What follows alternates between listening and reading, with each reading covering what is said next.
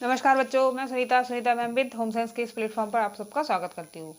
जैसा कि हम होम साइंस विषय को पढ़ रहे हैं कक्षा 8 के लिए, तो कक्षा 8 में हमने प्रथम पाठ स्वास्थ्य को पढ़ा, दूसरा पाठ स्वच्छता को पढ़ा। आज हम पढ़ेंगे तृतीय पाठ खाद्य पदार्थों का संरक्षण। खाद्य पदार्थों का संरक्षण आखिर क्या होता है खाद्य पदार्थों और हमें किसकी क्यों आवश्यकता पड़ती है, इसको जानेंगे।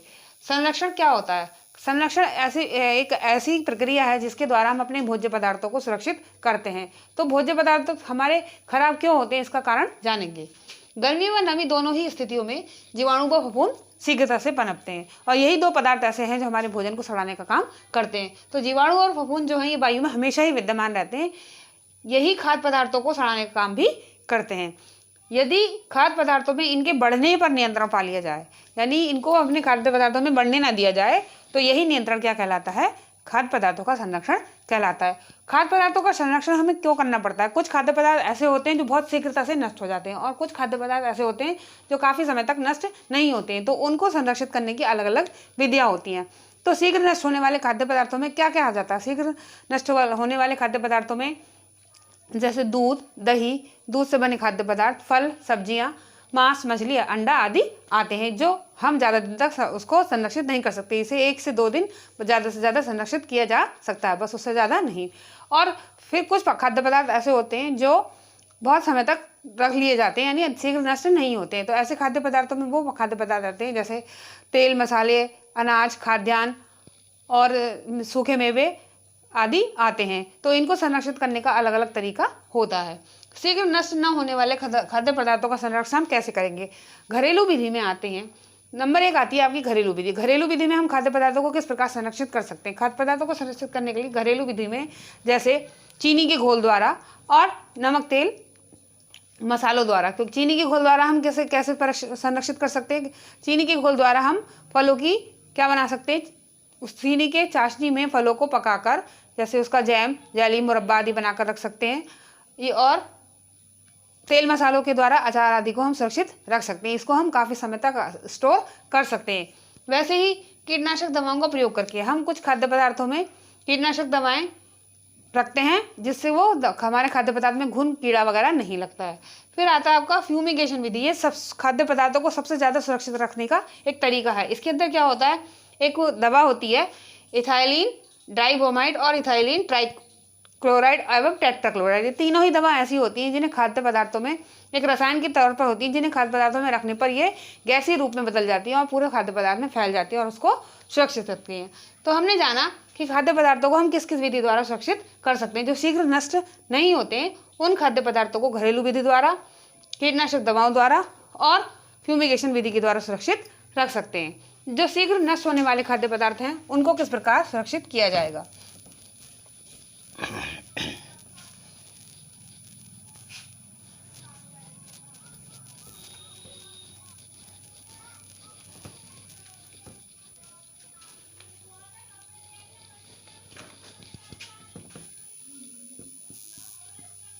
शीघ्र नष्ट होने वाले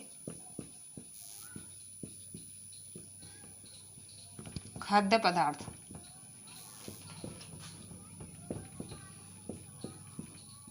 का संरक्षण।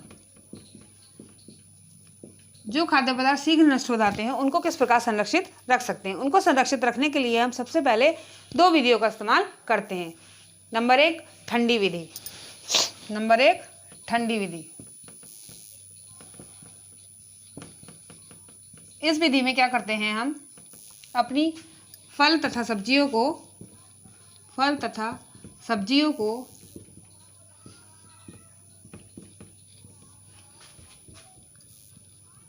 ठंडे स्थान पर रखकर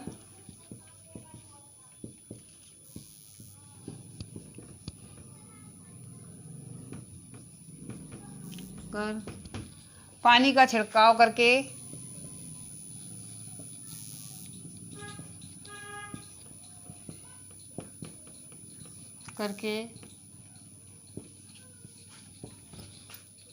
आइस बॉक्स में रखकर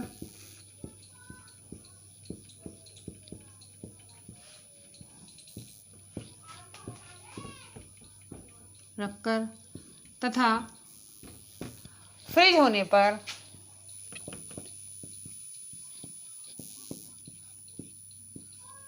और उसमें कुछ दिनों तक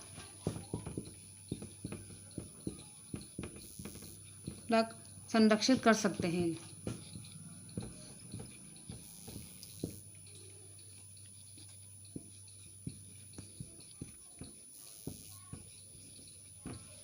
ठंडी विधि में क्या करते हैं, जो शीघ्र नष्ट होने वाले खाद्य पदार्थ हैं उनको ठंडी विधि द्वारा संरक्षित करने के लिए फल और सब्जियों को ठंडे स्थान पर रखकर उन पर पानी का छिड़काव करके या आइस बॉक्स में रखकर हम सुरक्षित रख सकते हैं। और अगर हमारे घर में फ्रिज है तो फ्रिज में हम कुछ दिनों के लिए उसको रख सकते हैं। और फ्रिज में हमें जो भी खाद्य पदार्थ रखना है वो थैली में बांध कर रखना चाहिए ताकि उसकी स्मेल सब में ना आ सके। तो ये आती है आपकी ठंडी विधि शीघ्र नष्ट होने वाले खाद्य पदार्थों को सुरक्षित रखने के लिए। फिर आती है आपकी गर्म विधि। गर्म विधि, गर्म विधि में क्या करते हैं, खाद्य पदार्थों को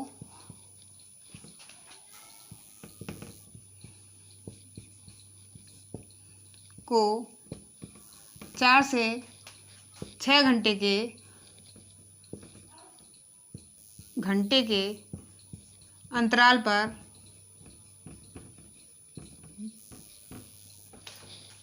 उबाला या गर्म किया जाता है।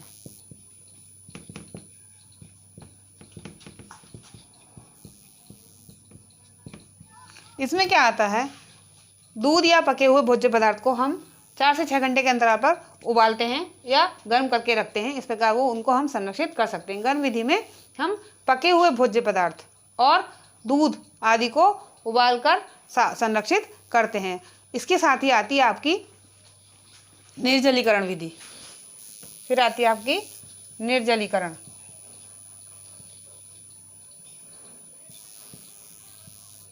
निर्जलीकरण विधि, जैसा कि इसके नाम से ही पता चल रहा है, निर्जलीकरण पानी रहित, यानी हमारे खाद्य पदार्थ में से पानी को हटा देना। इसमें खाद्य पदार्थ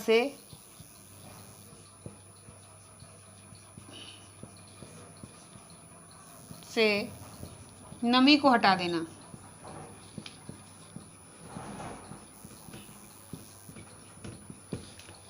नमी को हटा देना यानी हमारे पास जो खाद्य पदार्थ हैं उनमें से नमी को अगर हम हटा दिया जाए तो वो उनको सुरक्षित कर सकते हैं, क्योंकि नमी ही भोजन के खराब होने का कारण बनती है। तो इस विधि में क्या होता है, हम कुछ सब्जियों को जैसे गाजर, मूली, पालक, धनिया, इनको सुखाकर, धूप के द्वारा सुखाकर रख लिया जाता है। धूप में सुखाकर उन्हें अच्छी तरीके से, उनका मॉइस्चर जब उसमें से खत्म हो जाता है तो उन्हें एयर टाइट बॉक्स में करके रख दिया जाता है। इस प्रकार उनका हम संरक्षण कर सकते हैं।